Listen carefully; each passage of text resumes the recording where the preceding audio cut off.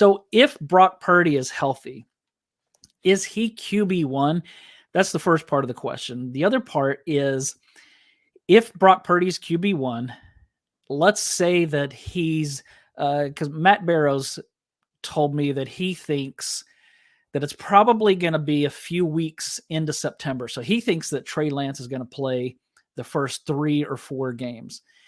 If that happens and Trey Lance plays really well, knowing Kyle Shanahan's affinity for staying with a hot hand, even if Purdy's the guy, when he becomes healthy and he's ready, does he step right back in if Trey Lance has played really well? I don't think so. I think that is kind of your ideal scenario if you're the 49ers. Trey Lance takes a step this offseason, and because of the injury to Brock Purdy, you don't necessarily have to worry about this like quarterback controversy. It's not a true competition because you can just say that Brock Purdy's rehabbing, he's just working on his elbow, he's getting better, Trey Lance is getting better, and then we'll see if he's able to come out these first few games in September, plays well, they win. Kyle Shanahan is going to continue to ride with the hot hand.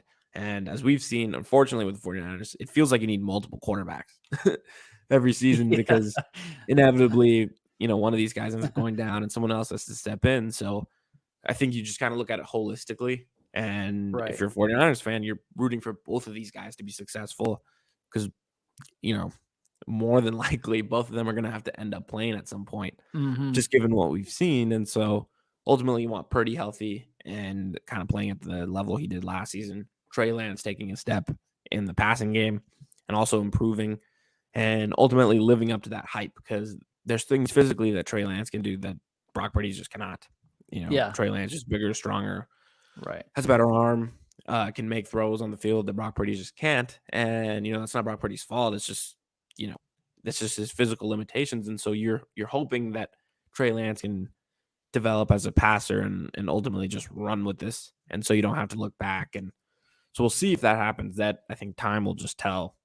We'll get an idea as we head into training camp and, we get those reports about his accuracy and then we head into preseason. We'll see with our own eyes, what the development has been. And then we'll see when the real games begin. So I think that's the hard part. You've got a team that's ready to win now. And you've got this quarterback that's, just instability. You just don't know what the answer is. The most important position in sports. And I think that's one of the most interesting storylines, but also the most difficult, just given the fact that their roster is so ready to win.